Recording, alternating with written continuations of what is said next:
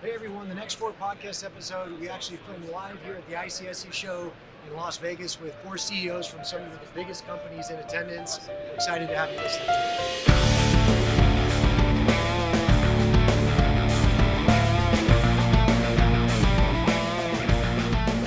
Welcome to the Matthews Mentality Podcast. In this episode, we have the privilege of hosting Alex Nyhan, Chief Executive Officer, CEO of First Washington Realty, longtime friend of mine.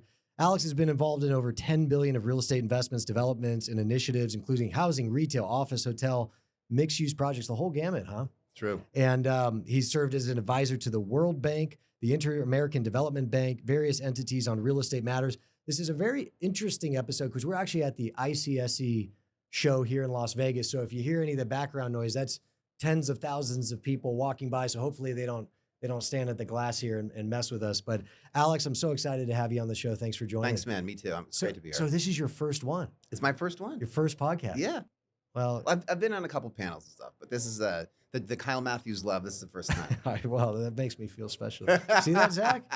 Breaking news. Talk to us about First Washington.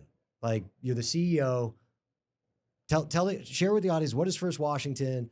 What are you guys looking to acquire? What are you building? What does the portfolio look like? It's very big now. Obviously, it's grown a lot. Yeah. And then tell us about what your day-to-day looks like. First Washington, most important thing about us is that we're a private company. So we own our company. When we buy pencils for the office, we pay for the pencils in the office. And when we buy shopping centers, we write checks. So I think that makes us a little bit different. I know the feeling. I know you know the feeling. Yeah. It's different. It's different. It's awesome. So we have a portfolio of about 22.4 million square feet, about 100 shopping centers, call it $9 billion of assets all over the United States. And we focus on grocery-anchored neighborhood shopping centers. We try to stick to what we think we understand. We think it's hard to know things in the real estate business. And after 41 years, 10 years for me at First Washington, I feel like we've got a pretty good handle on grocery-anchored shopping centers. I love it when you say private. I don't know if you ever had this experience, but like sometimes we'll go out to dinner and, you know, the check comes, and obviously I was always raised, you always grab the check. Always, of course. And someone's like, well, just put it on the company card. I'm like, man, dude. It's like, dude, that's the same thing. We are the company card. Come on. But I got it. Yeah, I'm at 22 million square feet. Like, how do you keep up with all that? Well, it's basically the people. And what we've been trying to do, I joined the company, like I said, about 10 years ago. And as we've grown the portfolio, we've tried to modulate and grow our people. So we added a wonderful COO a couple of years ago, Mary Rotler. And as we've grown the team, I've really been able to sharpen my focus just to 3 key things, because I found I was trying to do too much. What are those 3 key things? So people, growth, and investors.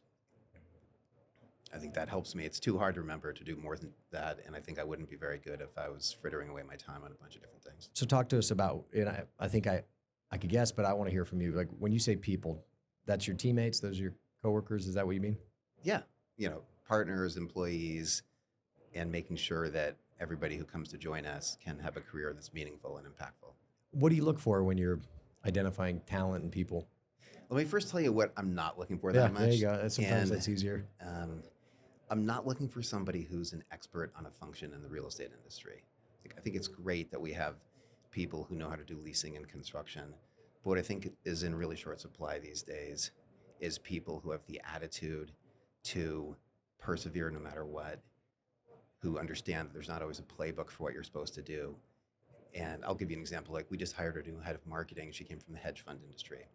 And it's super awesome to have somebody with a fresh perspective, because you can't hire, the attitude, you have it or you don't, and the knowledge is pretty easy to bolt on. Mm-hmm. So we at Matthews, we use a phrase, mindsets over skill sets. Like, skills, we could teach you a skill set, but I can't teach you a mindset. No. So you're looking for ingenuity, right? Yeah, that's a great word. Yeah.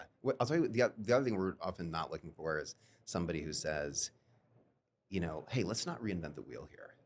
Let's look at the last 4 of fill in the blank, these types of transactions that have occurred, and just see what they did. Like, it's always good to learn from those experiences, but I guess in my experience over 20 years in the business, dealing with a lot of different types of deal structures, like, there's always something new. You always have to invent the new solution.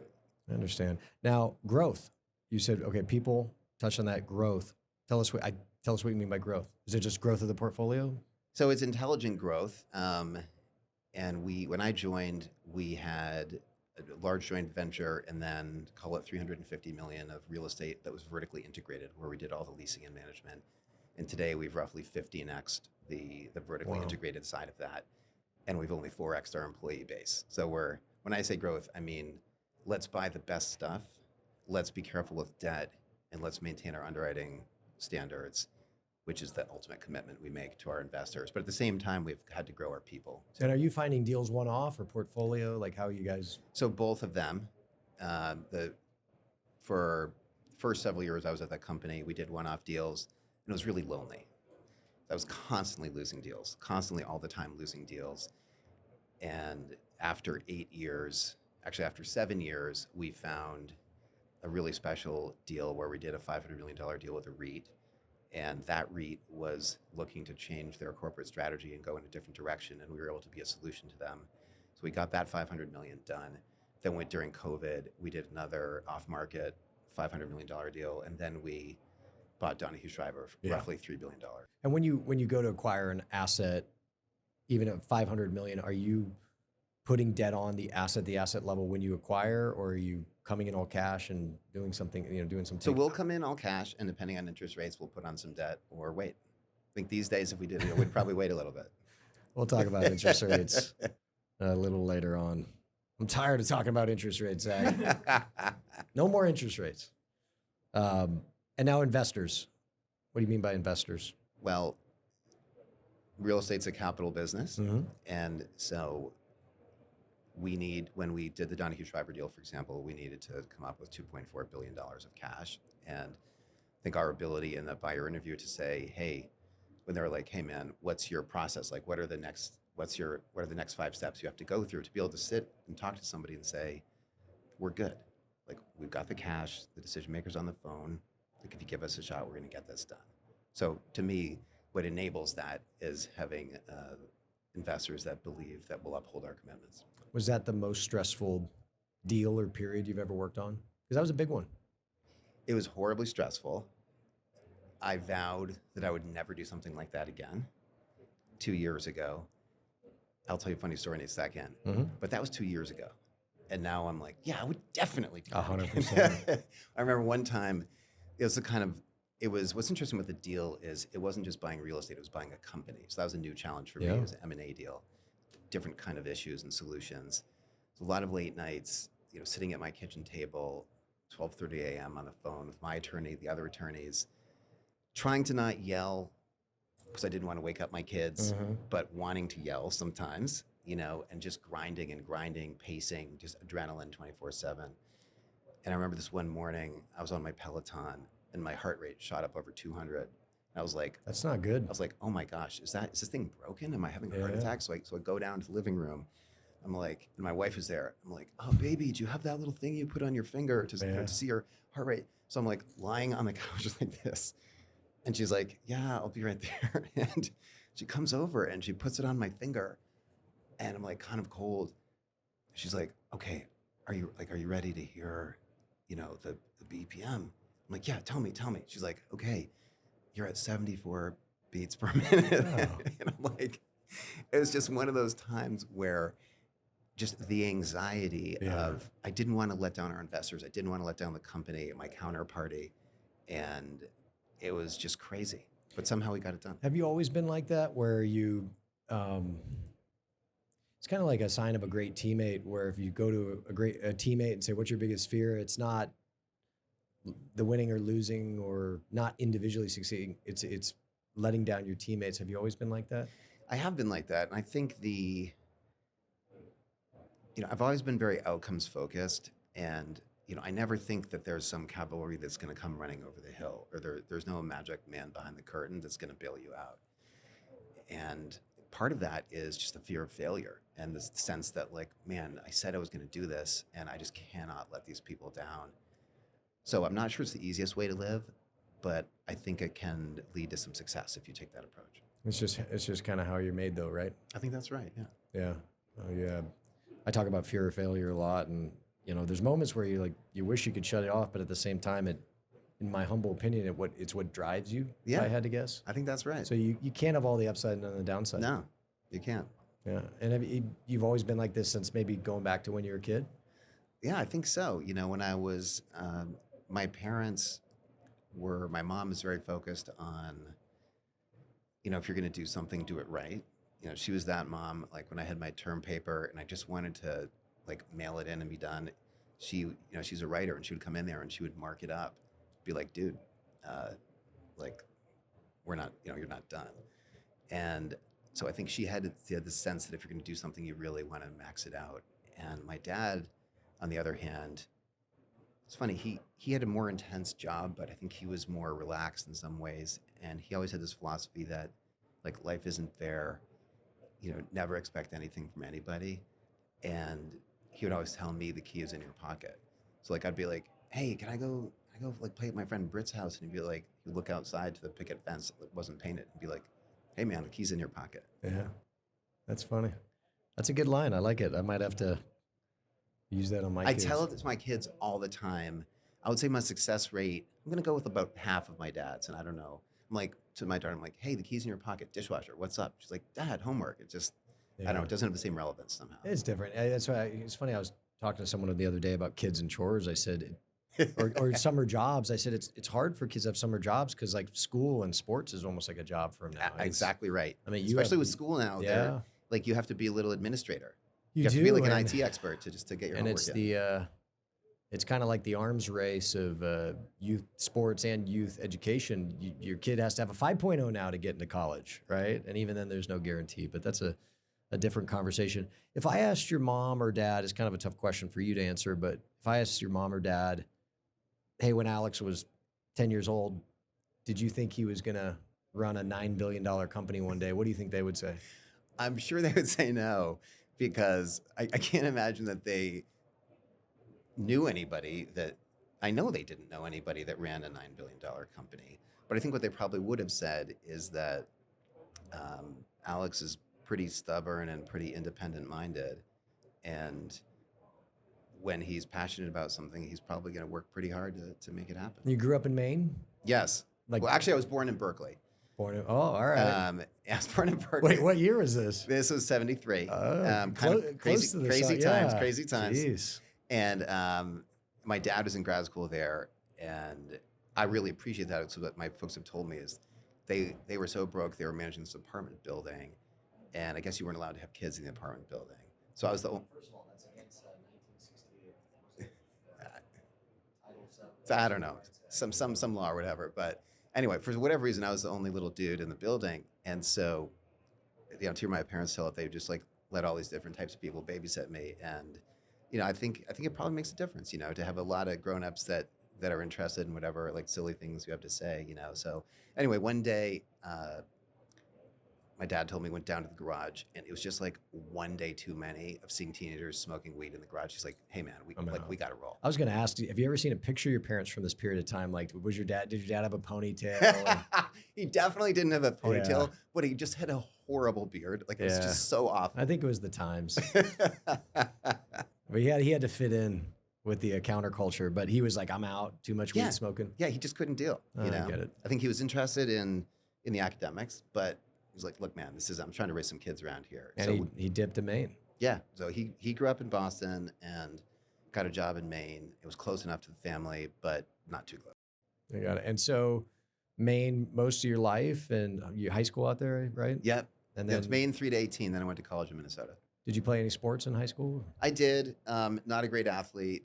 What I was really what was your thing? Like my thing was music. Got it. So like kind of like you were very focused on athletics, I was really into playing music. And what type of music did you envision yourself being? Like some rocker? I did. I thought it's so absurd to say, but I thought I played a lot of rock, a lot of jazz, and like that was my thing, including in college. Oh, I got to see pictures of you from this time. You probably had some hair. You got gray hair, but I meant like at the time you probably had long hair or something. I'll tell you something funny. When I met my wife, this is ridiculous. This is in 2001. I had this old video cassette of me playing some jazz with some dudes, and I had a mullet.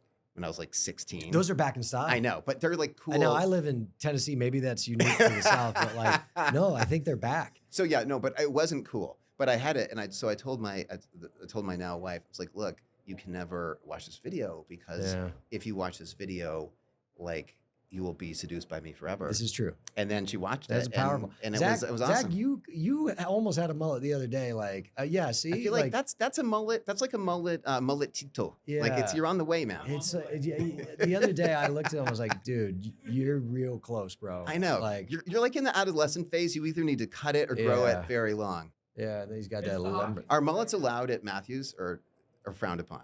You know, it's allowed if you can take a joke. So whenever I see someone with a mullet, I always say like, well, man, what happened? You run out of money halfway through your haircut. So like I toast our agents if they have bad haircuts, bad shoes, bad socks. Like I saw somebody the other day who was wearing white socks. I was like, come on, like, what's going on right now?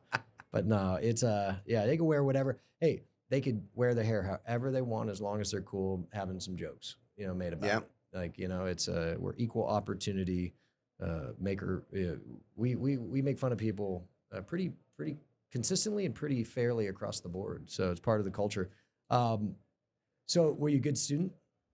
I was a mediocre student in high school. I think I was what stuff I was interested in, I was into, and what I wasn't interested in, I just blew off. So it was amazing that I got into college. I got into 2 colleges, applied to more, and then one of the 2 I went to visit. My uncle took me windsurfing on a lake in the middle of Minneapolis in September. And then we went back to the hotel and everybody was insanely good looking and friendly. Mm-hmm. I'm like, this is what really counts. And the important thing. Plus they had a pretty cool music department and it worked out really well. And so what college was this? Called McAllister. A small liberal arts college in Twin Cities. So Minneapolis. And Mac is in St. Paul. But it's in St. Paul? Yeah. Got it. Okay. And what'd you study? I studied, formally I studied English and Spanish, but really I played a lot of music. Which is funny because English and Spanish and music, and here you are running, effectively a complex finance company, right? Well, I did manage to get a little more math along the way, but definitely 0 math in college. Wow. And so, what was kind of like your college life like? Was it lots of windsurfing and chasing? No, no, of course, no windsurfing really, but I loved living in. What I wanted to do is live in a major city that wasn't on the East Coast. Loved the Twin Cities. Was always in Minneapolis. Played in some awesome bands. I met people there were a lot of people at Mac who were really smart, but nonconformists, independent thinkers, those types of people. Great friendships, and I basically entered an idiot who was 18, and I left a little bit more grown up and only 50% an idiot. Well, I think that's what college is for, right? I think that's right. To get at least halfway there. What'd you do? And on a slightly more serious note, I'm a believer in critical thinking skills and the ability to write and think about different future scenarios and not just implement rules that you're told. And so while I think it's important to learn the financial skills along the way, I think sometimes in our industry, we don't have enough appreciation for critical reasoning. Well, it's that mindsets over skill sets, right? Yeah. You said writing. Is writing a big part of your responsibilities? It is. Yeah. I think so. Maybe a better way to put it is storytelling. Sure. I think with our investor, when retail was in the world it was a couple of years ago, when you're in the middle of COVID, countries shut down. You're like, let's buy a $3 billion company. And you gotta be able to put that story together. You gotta tell a story. You do. Yeah. Yeah. Retail's doing great. I mean, we rent growth, lowest vacancy. I mean, from 2007 to 22, it was a 15-year. It was a tough 15-year run there. It was. Yeah, but now it's battle tested, operating very well. What'd you do after college? So I graduated from college, had gotten a little bit of, a lot of positive feedback about music, and then very sobering to wake up, be like, okay, well, I have no job. What am I going to do now?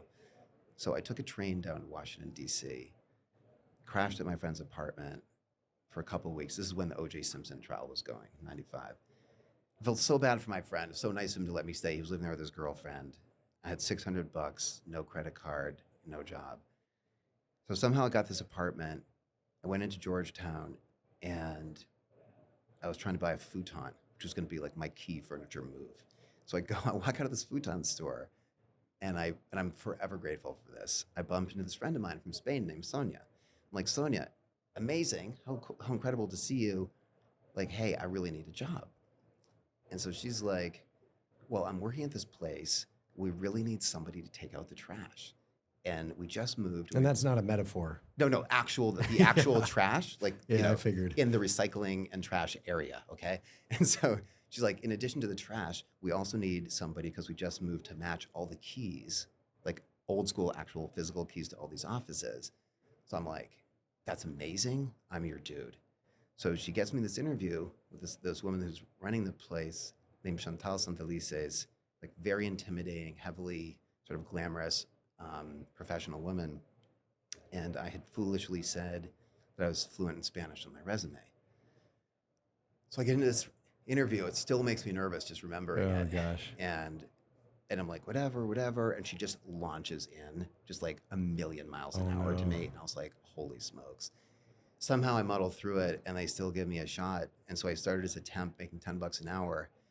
And the only thing I could control was just coming in earlier and staying later. And I'm not like, people who work with me, like, maybe I'm pretty comfortable cutting deals, strategy, et cetera, but I'm like not a details person. And so the idea of trying to match all these keys with all these offices was just horrible. But the upside of it was I got to meet everybody in the office. And one of the people I got to meet was this woman named Elizabeth.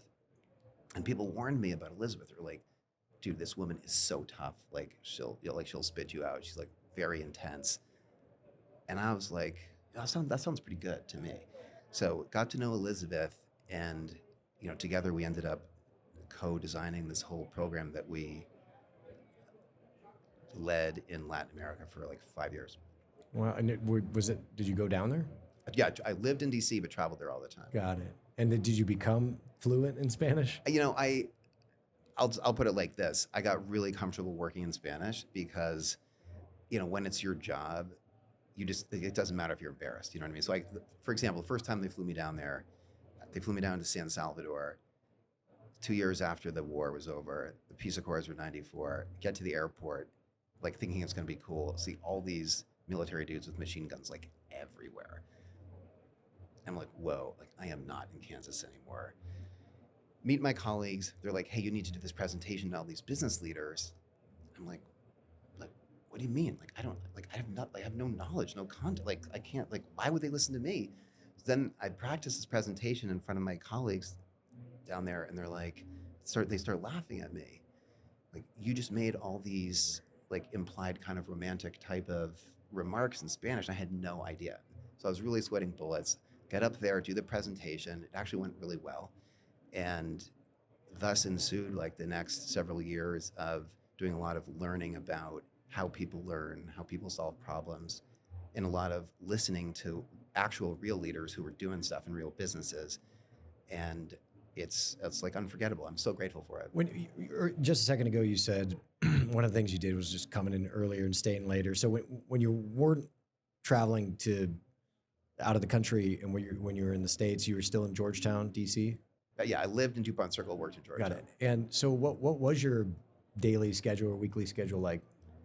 It was all over the place because of the travel. The key things that I remember was, working a lot at night and the weekends, which I actually really enjoyed because I felt like I needed to pay a tax because I was the one that was responsible for writing all this curriculum in Spanish.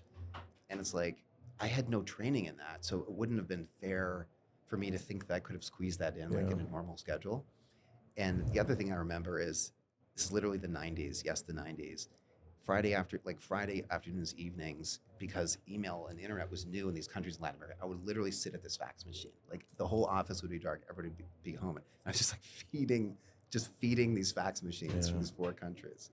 That's how I'm old too, because when I first got in real estate, that was how we did our contracts, was over fax. No way. Yeah. It wasn't until...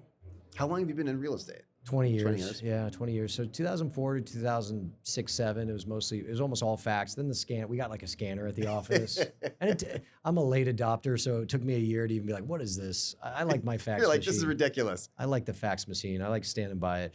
No, so you guys, I'm sure you hire a lot of young men and women out of college, and you're sitting here saying, hey, I was working late nights and the weekends, and we talk about this all the time on this show, but we talk about it all the time at Matthews is this concept of like, early in your career, it really is, for right or for wrong, meant to be a time of sacrifice and commitment and dedication to create momentum. Because, it's like the compounding nature of wealth, but there's a compounding nature of careers. And the more you can front load it, was there ever, and again, I know the culture's changed, but was there ever times where you're like, why am I working so hard? Like I should have more balance. I should be hanging with my friends or doing something else. Or was that just not where your head was at?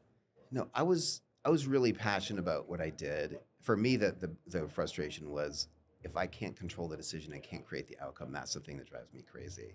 But I never was concerned about sort of the working side of it. But it was also easy because I didn't have kids. I'm sympathetic to people we hire who, maybe it's an excellent professional woman who has a couple kids, who, also has other responsibilities. And it's like what I find with those types of colleagues is, they may have a slightly different way of slicing and dicing their day, but they tend to work really hard and just always get their stuff done. Yeah. And they just, I think all about anyone who's at a sort of more serious professional level, if they're driven and they really care about the outcome, they need to figure out how to, they need the flexibility to kind of do it their own way. Yeah, it's a stereotype, but so many people get into brokerage really 22 out of college, and I think it's safe to say that most of them aren't married with kids yet, and so if they are, that's cool, and we do have a couple, but 99%, I call them commitments. Like I don't like the word distraction because children are wonderful, but they are a distraction. Don't get me wrong, but I said you don't have these other commitments that are so important that later on, if you're blessed to have a spouse and children and all that, like you really, in my humble opinion, you should spend time with them. But when you're 22, you're out of college, there's no other commitments, no other distractions, whatever you want to say, like now is the time. And what advice would you have for someone, whether they're at First Washington, Matthews, or any company where they're like, but what about my work-life balance? So a couple things. I want to disagree slightly, and then I'll give you I don't really believe in advice, but I'll just give you my observation. I don't think it goes away. I don't think that, at least in my experience, if you care about the outcomes, you need to be there when the game's on the line. And if you're not the one taking the shot, you got to be there to support your teammate who's taking the shot. So I think it's a little bit of a misnomer to think that you can just grind in your 20s and 30s and then somehow it gets easier. I don't think it gets easier. I think you can get smarter and more effective, maybe. As to the younger folks who are new in their careers, I think it just depends what kind of life you want, And like, hey man, no judgment. If you want to be a 9-to-5er, that's great. It may even be healthier. Not my call. But if you want to be able to make a difference, make an impact, build something special, feel like when you're 80 and like you're dead and people are talking about you, maybe it meant something beyond your family relationships and so forth, then that's something you have to work for. And is that something that's driven you, this, I'll use my own word, legacy? It's an interesting question. I sort of doubt it because I think what I'm about is outcomes and upholding commitments. I will say though, some of the projects I've worked on in my career, when I look back and see the impact, financial impact, or actually when I used to work at Forest City, really more the impact to the lives of real actual people. That is pretty cool, to be able to drive by a building or a neighborhood and be like, I played a small part in, giving something people they didn't have before. So you did 5 years in this role. Yeah. And then what happens? So about 2-ish years in, I'm like really grinding, really loving the adrenaline and the pace of it. I'm like, but I'm a guy, like if Zach here is doing 100 pairs of jeans a day on the factory line and I'm doing 50, then Zach needs to be making at least 2x what I'm making. and I also was anxious to get more decision-making power. And I realized what I needed to do, in part because I studied English and stuff in college. So what I could control to like accelerate that was amping up my financial skills. So I got really into like, what can I do to reposition myself to get into a good B school, because I didn't go to the Ivy Leagues, et cetera, et cetera. I wasn't working at McKinsey. And so what I could do was study. So I took statistics, financial accounting, calculus, and Portuguese, and just studied really hard for the GMAT. And then I was at Harvard Business School. So I assume you got in based on your scores and obviously your work experience, but you did well in the GMAT. I'll tell you, I don't think I can assure you I didn't get in based on my grades in college. Got it. I think that's a very fair assessment. Fair enough. You probably had a different background than a lot of their applicants. It's funny. I remember going right? I did, and I went to the interview at HBS, and this a very professional woman was like, "Why should we take you seriously? Like, why would you belong here?" And I gave her some like canned response. Sure. Walked out the door, and I'm like, there is no blanking way that I'm ever going to come back to this school, because I just found the whole thing ridiculous. But then I met some people and decided to go there, and really, really wonderful people. Yeah, they looked at your resume, said linguist, No, musician, not international man of mystery. No, Alex Nyhan. absolutely not. So you get into Harvard. How was that?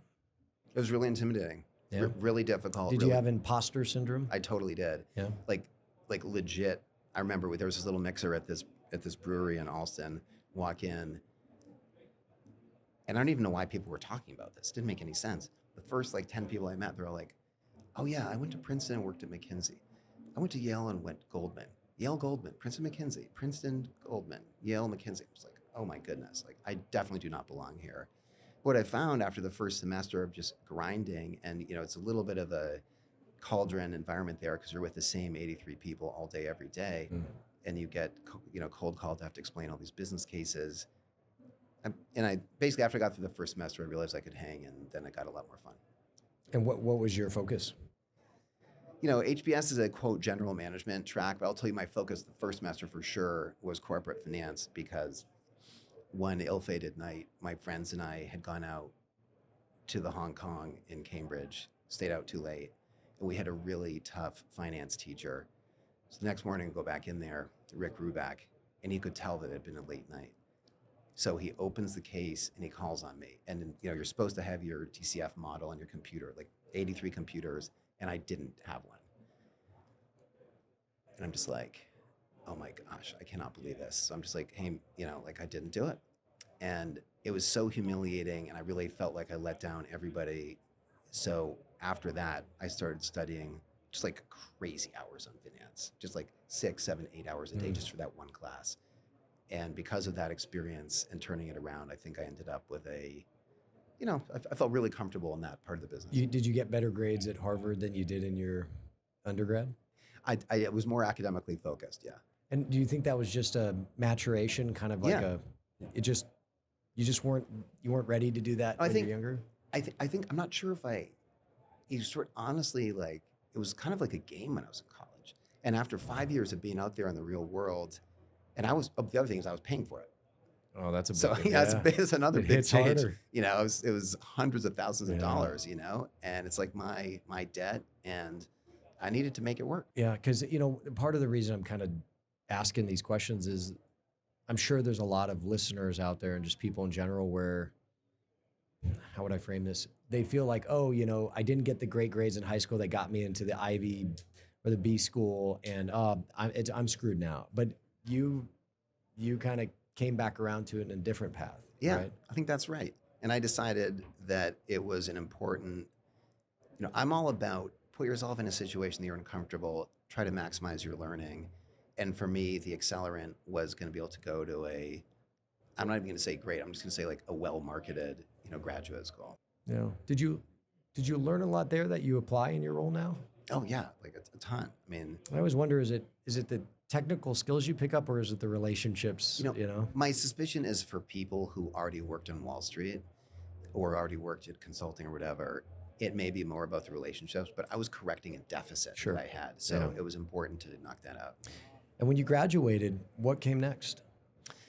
So I knew I wanted to move back to DC, loved the city, knew I was generally interested in something in real estate or finance, had no idea what I wanted to do, and figured that the best way to accelerate my learning was to get exposed to the most projects.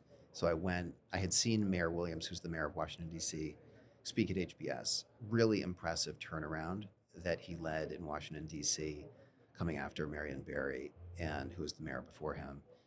All these people from around the country were like flocking to DC to work in this, like basically for the special mayor. So got a job working in the deputy mayor's office there's a so-called deputy mayor for economic development.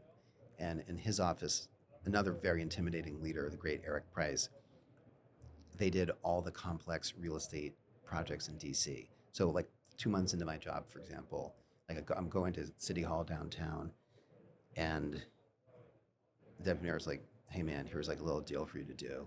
Total throwaway deal to him, I'm sure. It was a $100 million hotel where I had to negotiate a tax increment finance deal against this developer from Indianapolis. Like I literally knew nothing. Like I didn't even know what net operating income was. It's like I never even heard the words before. And there's just nothing like being in the middle of a deal and having to negotiate a deal. And that just led to a lot of other fascinating deals, including really, I was always drawn to the most painful, like seemingly impossible deals, a lot of complex stuff with politics, historic preservation, deal structuring, et cetera. What was the best and worst part of working at the city? The best part, I would say it's a tie between accelerating my learning. So like, for example, I had friends that went straight into the private sector. They may have been sitting in a construction trailer, approving invoices, and I was that dude negotiating like big deals. So I learned so much from that. The other piece of it was just the complexity of finding seemingly impossible problems and finding a way to solve them. I think that really helped me gain confidence that when I got into the private sector, pretty much no matter what the real estate issue was, I always had this sense of belief that there's always a way. There's always, no matter what the obstacle that crops up is, there's always some different way of getting there. And the worst of it was like I'm a fast-paced individual, things move and slow. it just drives you crazy. Like I remember I did this whole Gantt chart for this project we were working on. I'm like, if we don't get it to City Council on Tuesday, then the project schedule is going to like be off by 17 days. It's just like a totally alien, completely alien time orientation for it. Why do you think is that the people that are drawn to that? Is that just the way the Borg, the machine works? Like I think I think there's a lot of smart, hardworking people, and there's just something about the way the whole system of institutions interacts that it's complicated. Yeah, I always wonder because we talked earlier about private companies or just the private world, the versus government versus private, and sometimes like, well, if it's not their money, there's not the same urgency. I don't know. Yeah. Maybe because like we talk to so many developers being in real estate specifically, and everyone has universal frustration at the speed at which things gets done. So do you, in your opinion, not just the skills, certainly, but the relationships with that office, did that put you in a position to be successful in the next couple roles that came? I think so. I think more the ability to negotiate complex deals. Got it. But the relationship actually was a little bit complex because when I went to Forest City which was a mixed use development company, after I left the city, I was back talking to people I used to work with, and it was a tense situation. Yeah, that's what I was wondering. But did that? I mean, I guess it's a shame to think like a developer and a city are on opposite sides of the table because they really aren't. They're not. But there is a negotiation that has to happen. There is. I think a lot of these projects, what makes them so interesting is neither the private nor the public sector can do it alone. No. And you have to find a way to create a structure that protects both sides. And so I really enjoyed that part of it. And I think the notion of negotiating across preferences and trying to listen and not just be like my way or the highway has really helped me a lot in some of the other deals. And you were you talk about, okay, so you're working at the mayor's office, and then you went to Forest City, which was a huge company. Huge company, right? yeah. Huge. And they're at Cleveland? Yeah, oh yeah. Yeah. You know Cleveland. Oh, I know Cleveland. Based out of Cleveland, but you were there, you were basically in charge of their mixed-use developments in DC, right? Not exactly. No? We had a team. I was leading I was leading the multifamily development platform, and I also worked on a lot of the mixed use stuff too. You got it. And So it was a good team approach. How was that? Incredible. I mean, the people of Forest City, are some of I've been so lucky to have great mentors along the way. Forest City, the Ratner family, Debbie Ratner, Jimmy Ratner, Ron Ratner.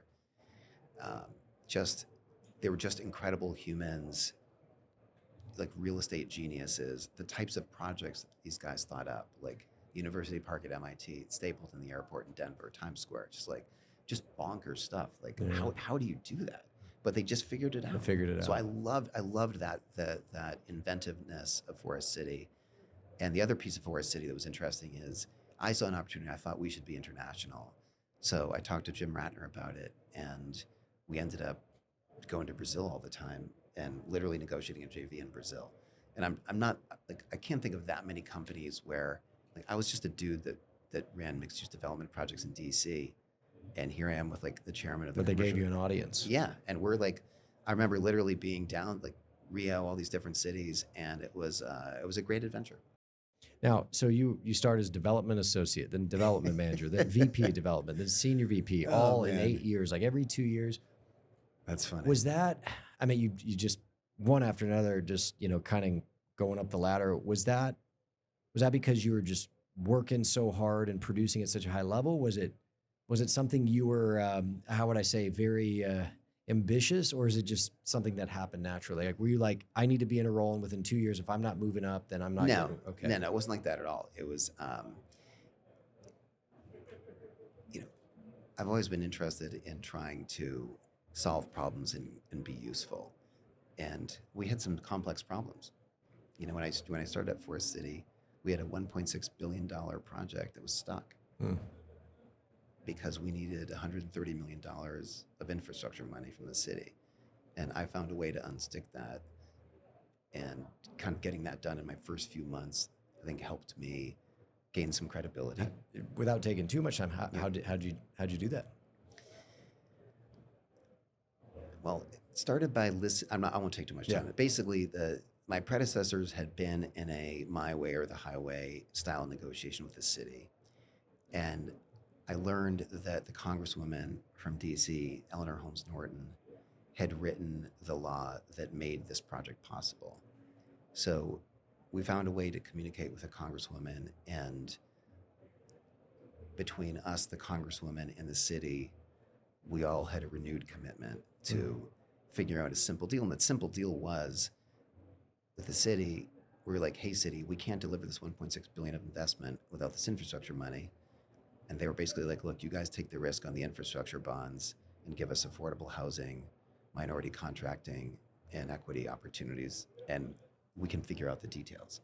We're like, okay, like I think we can do that, and that's what happened. Got it. So creative. Yeah. And not approaching it like me versus you. It's like, it's us. We're on the same team. We just got to figure out how everybody gets what they need. Yeah. I'm not sure we're on the same team, but everybody had legitimate problems that had to get solved. Yeah, they get all the upside, none of the downside. Anyway, it worked out. So you're at Forest City for 8 years, and then you made the big leap. Yeah, big change. What was the catalyst? What was the driver? I mean, to bottom line it for you, I think it was fear, but more specifically, I was in Rio de Janeiro working on this joint venture, and I got this email from this guy, Bill Wolf. Didn't know who Bill was, and then he called me when I was driving around DC. He's like, "Hey, I'm Bill Wolf. Like, got your name. We own strip centers." And I was thinking to myself, like, man, strip centers. Okay. Not the most exciting. No. But then certainly not sexy. $1.6 billion mixed use deals. No, fancy architects. DC and Rio. No. So, but he's like, hey, yeah, we sold our portfolio for $2.7 billion, and Then we bought it back for $1.7 billion. I'm like, That sounds good. I'm like, excuse Yeah. me, that's $1 billion. So that got my attention. Then Bill came down and visited with me at my project, and I was like touring him around, and he just started poking me like this in my shoulder. He's like, man, you're creating all this value for all these people. How much are you putting in your pocket? Like within 5 minutes, and I'm like, oh, well, I'm in the incentive program. And Yeah. he's like, come on, dude. And so we started about an 18-month process of, we probably had 30 meetings, really getting to know each other. And then in the end, I was afraid that I was probably 39, 40. I was afraid that if I didn't take the opportunity to become a real estate owner, that when I was 50, I would hate myself. So yeah, that's a good motivation. Good motivation. Fear of regret, fear of future regret, Yeah, right? It is a FOMO.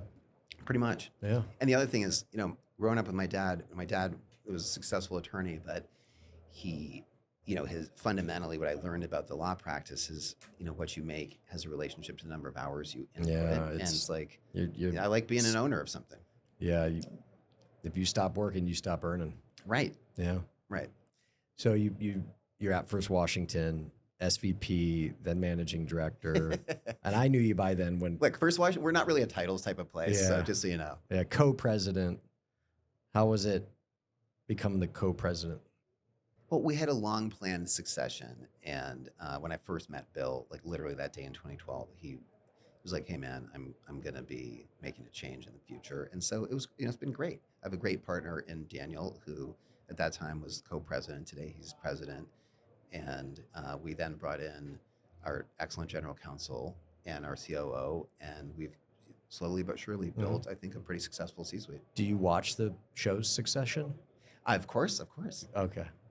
So your Succession. It wasn't like that. It went better. That's such a great show. Couple I love things, that like show. the clothes weren't as good. Yeah. First Washington Clothing, not as good as Not as Succession. good, yeah. And music, also not as good. Yeah, it is great music. And there's no Shiv at First Washington. no just to be Shiv. clear. Not yet. No.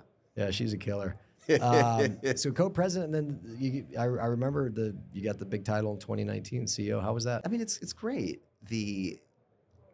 For me, the more important thing is, starting about 10 years ago, we set out on a path to transform. First Washington had been a place that had achieved investor excellence, but it really hadn't built out a platform. Mm-hmm. And so we've been on this mission to slowly, and then actually got a lot more fast, intelligently grow the portfolio, and that would enable us to scale our people. So I said, we're not really a title place. Like, we're a privately owned company, and it's about trying to find amazing deals and work our butts off. Are your parents still around?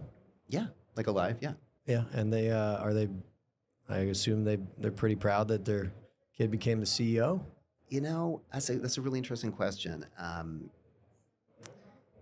I think they're much more focused on what I'm like as a father and a husband. Sure. Yeah, and they're like, "How did our son, who is into music and speaking languages, what happened?" Yeah, I grew up a little bit. Thank God I kids met. mature at different different ways. different paces. I was so lucky to meet my wife. I was going to ask. So that's like the key decision. when for did you me. meet your wife? So I met her 2001, and the decision to ask her to marry me, and luckily she said yes. That is the core. Decision. And you said, "I will become a CEO. I swear to God." No, that's definitely didn't. But I promised her that she could watch the You were video cheap cassette. stock at the time. I was. She could penny watch the stock. video cassette of me with my mullet, and that sealed the deal. Oh, jeez. God bless her. I know, seriously. So my wife, when I met her, she's a Japanese Canadian Mormon, and as you Totally normal. I am not any of the three, and it was like I feel like that's the beginning of a joke or something.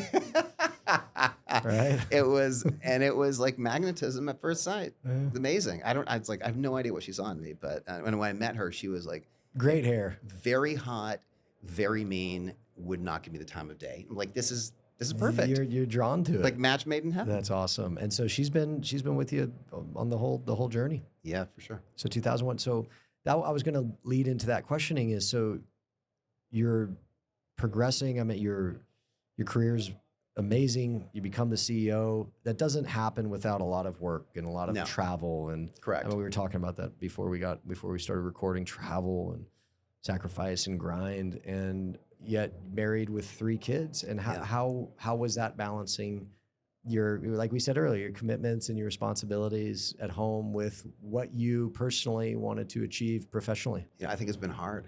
Yeah.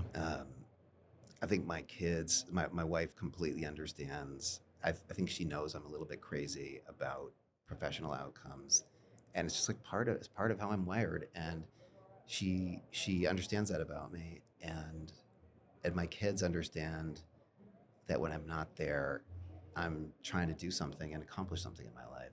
Like, for example, this weekend, my daughter Rose Crew, and she wakes up every Monday through Friday at 4:30 a.m. Oof. My wife drives her. So grateful for that.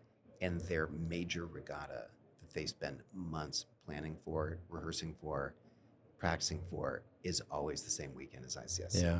So I've never seen it. I never will see it. But she understands. There's got to be 1 year, right? You can just.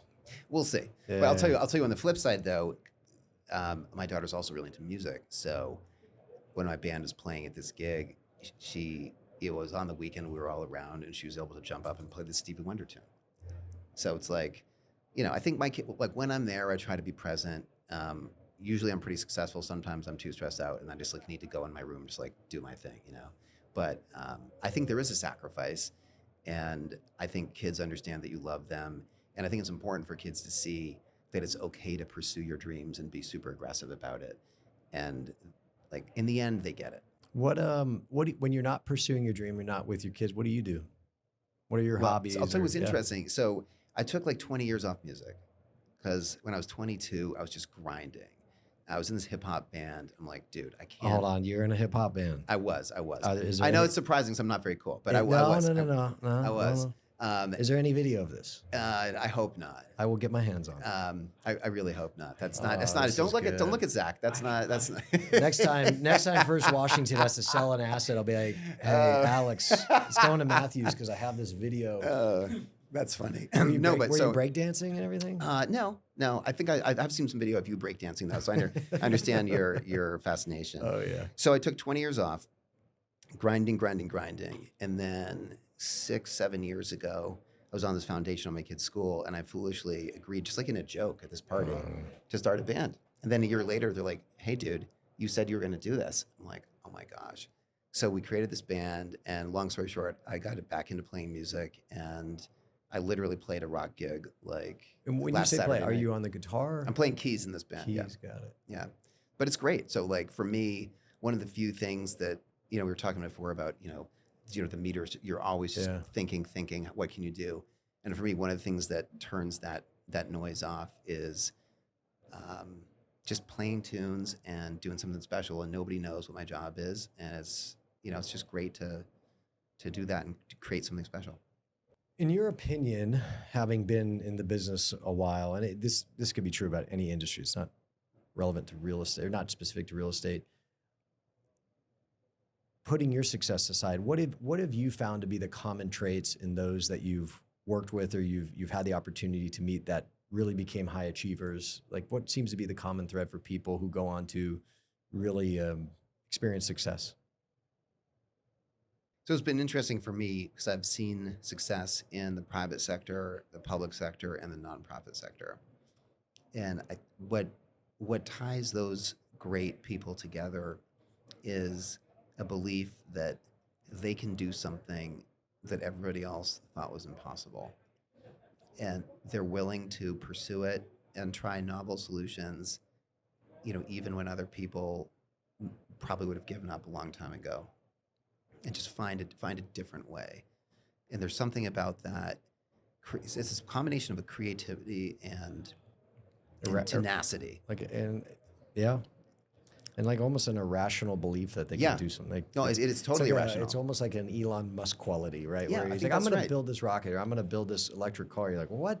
And just somehow it gets done. Mm-hmm. Irrational belief in themselves. Yeah. And Or the belief that there's always a solution.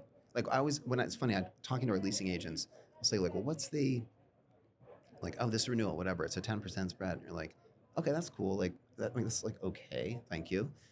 What is the alternative? Like, oh no, this is like, this is what we should do. I'm like, there's always a choice. Like there's always a choice. And I think for me, that people have been successful, they recognize that it's, it's not genes, environment, society. It's like no matter what, you always have a choice. And if you can take responsibility for that choice, usually there's a way to break through. and conversely, what about the people who haven't got where they want to go in life? What has been the most common reason that they didn't that held them back, in your opinion? So I don't spend a lot of time on that type of inquiry, although I appreciate the question. I think in general, having a victim mentality, no matter how understandable some of the conditions are that folks face, it's generally not conducive to success. Yeah, we talk about that a lot. It doesn't seem to help in having agency over your life. Yeah. Like, hey, I can do this. So one of the things that I've been working on at First Washington is one of our challenges is, we were talking before about kind of the next generation of leaders. Mhm. And we looked around the landscape and we're like, hey, there's some macroeconomic factors, there's some property level factors. We want to make sure that we have a bench of leaders who aren't just good at leasing or construction or development, but that people that can do everything and think creatively about that. So we created this program called Game Changers. The reason I mention it is going back a little bit to my experience in Latin America, we started with this notion that, well, what we really need to do here is develop people so they can solve these complex real estate problems. But then what we had learned in Latin America was that's all fine and well, but it's really an inside game. And so you have to really start with personal leadership. So in this Game Changers program that we've developed, we start, it's 7 people, 4 meetings a year, you solve one real estate problem, but we focus first on personal leadership. And that's all about the sense that basically, hey, no matter what you've heard or feel, like you have agency, and like that is the core of everything we do. I agree. That's great. It's been fun. Yeah, it sounds fun. How would we talk about mentality all the time on this podcast? How would you describe your mentality as it relates to how you approach things in life? Well, I'm always attracted to something that's more difficult. And that's been a recipe for being able to create, I would say, a differentiated level of impact. So professionally, that's my focus is what's the toughest thing, where can I have the most impact, and how can I support our people? I think more broadly in life, I'm about learning and staying curious. So if I'll give you an example. Like when we closed the Donahue Schreiber deal, $3 billion deal, the biggest private open air deal in U.S. history. And like, I'm embarrassed to say the day we closed it, like I felt nothing. Like I didn't feel like a scintilla of happiness. And I'm like, why? Like, why? Why is that? That's crazy. Like all I felt was like, what's the next mountain to climb? And that's not great for, like, it's fine for me, but it's not great for my colleagues. So what I've been working on is the notion that while I may always want to be on the hunt, to be able to have a sustainable, group of people that are excited and find joy working together, we need to be able to turn it off sometimes and like celebrate these wins. And so that for me is an example of trying to learn and have some level of introspection and awareness, as opposed to just like having these impulses that drive you and just grind. I get it. And just recognizing not everybody is like you, and or not everybody's built different. Yeah. And you don't want to be that. Some people really want to celebrate those wins. You do, and you don't want to be that guy that is just always, that's just too uptight about everything. Yeah. You don't seem like you're too uptight. Well, I'm not too uptight. But I'm I'm a little bit driven. Yeah, a little bit. Well, so it's a similar question, but like it's like, what is your why? You know, it's like, hey, Yeah. what is your why, and what is your why today, and how has that evolved since when maybe you were in your 20s and your why might have been different?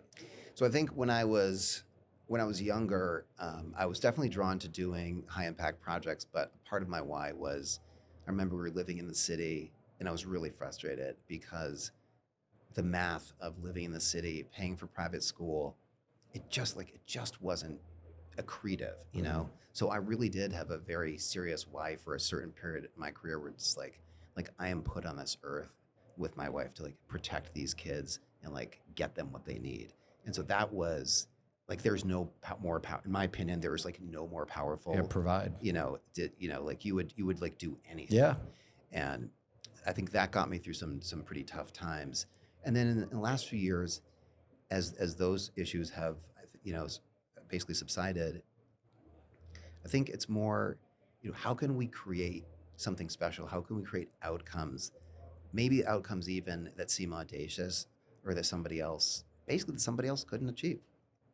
So like really pushing the envelope, doing something that's never been done before in Yeah, a way. yeah, I think so. And is that what you see as Or doing something that's been better, doing something that has been done, but maybe doing it a little bit differently and a little better. a little better than it's ever been done before? Maybe, yeah. And is that what you see at, kind of ask a general question, what does the future look like for First Washington? Well, I think the future looks awesome. Come on, you got to buy another $3 billion platform.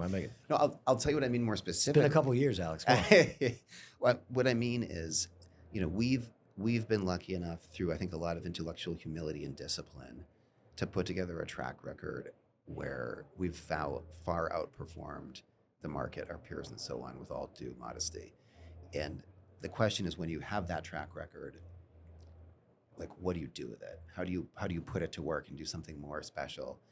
And as I look at the world, I know you don't want to talk about interest rates, so I won't. But No, you don't. I'm just joking. Like, if you look at the last 15-ish years, it was an anomalous period in our economy. And while things may moderate, in my opinion, basically the curtain has descended on that era. And I couldn't be more excited. The ZERP environment. Because when money was free, it's hard to buy assets and be successful. Really hard, because anybody can leverage them, et cetera. But now that it's tougher, like, this is our moment, because we're grinders, we're operators, and we're not indexers. We don't have growth targets. We're not publicly traded, so we can, like, our team is out there. We have 635 specific targets. We'll probably buy 6 of them, and we can just really focus on trying to generate more of the investment difference that we want to make. And you've mentioned you guys are private, and there's just certainly advantages to that. And I don't know if this is a question you can answer. Do you see yourself going public at some point? It's so hard to imagine that. Yeah. I've worked in a public traded company before, and I just love the flexibility. Yeah. I love being an owner. I love being able to think for the long term. Like, think about so-called net asset. I know this isn't a real estate podcast, but basically think about long-term value creation and not sort of worry about what's happening quarter to quarter. Yeah, So I guess you could never rule it out, but there's just so much that we can do that's exciting and flexible in our current structure. And what about you? Come on, I'm not in the hot seat. You're not on the hot seat. Yeah. Come on, Zach. We're just gonna keep making more money than we're spending.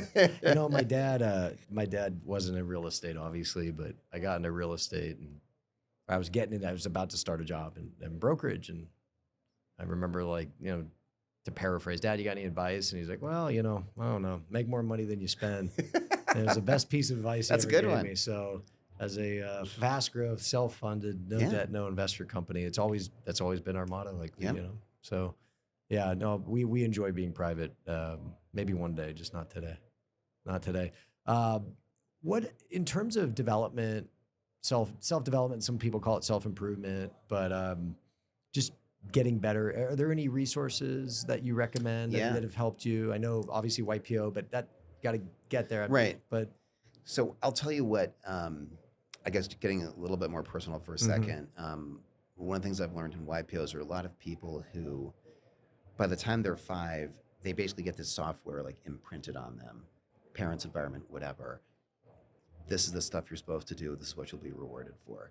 And then people just grind on that. And then they get to their late 40s. And a lot of people have this experience where they're like, wait a minute, this isn't as fulfilling anymore.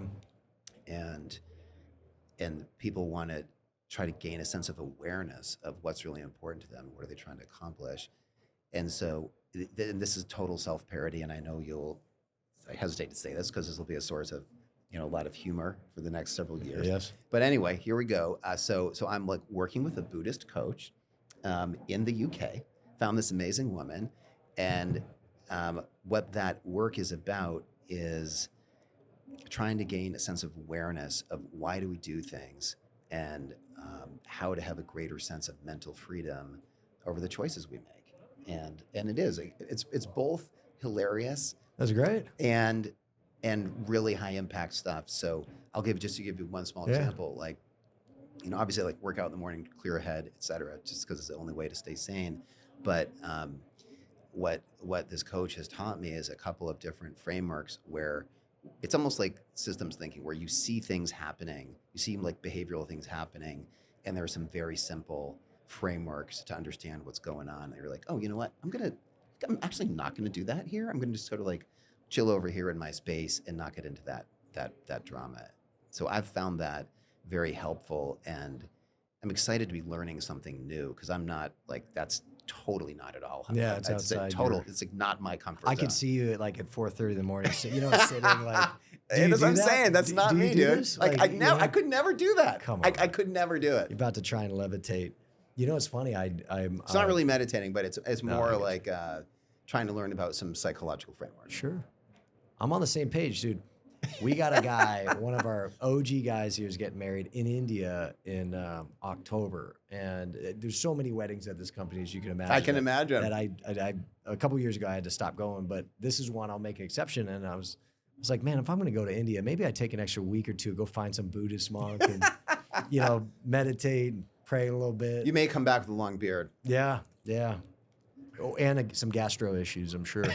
But all right, I got one more question for you. Go ahead. So I ask this all the time. The difference between wants and needs, is everybody I've ever met in a professional setting, if I said, hey, do you want to be successful in your career pursuits? They go, of course. And then I ask, do you need to be successful? And needs are different than wants. And if you need something, you'll do whatever it takes. You'll do whatever. And clearly, you've done whatever it takes. So why, in your opinion, did you need to be successful where respectfully so many others just want to? I mean, I'm going to lead you. Is it, were you born like that? I was going to say, was it activated? Was it coached? Was how you were raised? I think I was probably, I don't know how, like nature, nurture, whatever. What I do know is that I'm pretty sure that I've had the same type of mindset since I was probably a little kid. And I think it has a lot to do with my parents, their values, what they exposed me to, and candidly what their expectations were. That's great. And so it's like a combination. Maybe. It's a combination, but it's more like I want to have an impact on this world. However, it doesn't have to be big, but I don't want to have lived and like the lights go out and like it just didn't. It just like whatever, right? It just existed. Yeah, I just marked time, man. Like I'm not. That's not me. I'm not going to mark time. That's not you.